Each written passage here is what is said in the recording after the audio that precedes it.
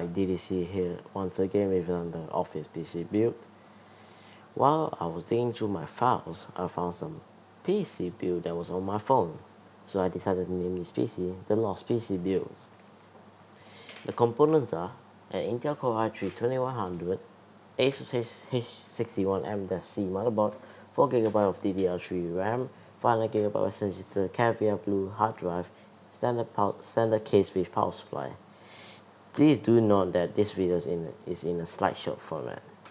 Enjoy.